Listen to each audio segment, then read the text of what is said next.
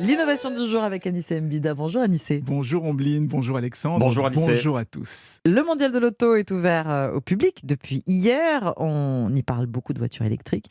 Mais vous avez remarqué un autre phénomène plus insidieux, Anissé, la prise de pouvoir des géants du numérique sur les tableaux de bord. Oui, si je vous dis Android, iOS, Alexa, les App Store, on pense naturellement aux téléphones portables ou aux tablettes. Eh bien, toutes ces technologies arrivent aujourd'hui en masse dans les voitures. Deux exemples. L'assistant personnel des BMW. Vous savez, celui qui permet de passer des commandes à la voix, eh bien désormais, il sera motorisé par Alexa, la même technologie des enceintes connectées. BMW ne développera plus son propre assistant.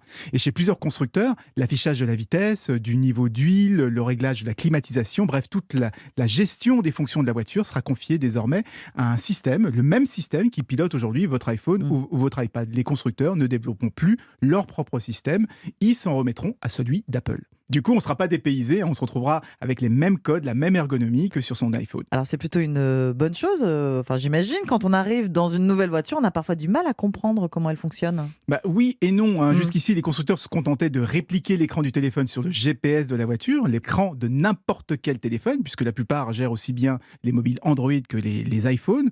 Vous avez peut-être cette option dans votre voiture, c'est ce que s'appelle CarPlay ou ça s'appelle Android Auto.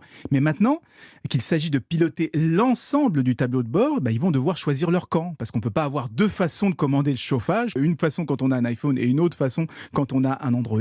Donc quand vous changerez de voiture, ça risque de faire le même effet que quand on utilise le téléphone de quelqu'un ou un téléphone dont on n'a pas l'habitude. Oui, mais alors, pourquoi les constructeurs automobiles, Anissé, abandonnent leur système maison ?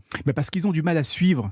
Ils sont des spécialistes des moteurs et du châssis, pas des spécialistes du multimédia. Et la preuve, c'est qu'on préfère souvent, je ne sais pas pour vous, on préfère souvent utiliser le GPS de son téléphone plutôt que celui qui est installé dans la voiture. Et c'est pourquoi certains constructeurs vont préférer faire des économies en déléguant toute cette partie multimédia aux spécialistes du multimédia. Mais ça veut dire qu'après les téléphones, les tablettes, les montres, c'est sur les voitures que se jouera bientôt la guéguerre entre Android et l'iPhone. Merci Anissé Mbida.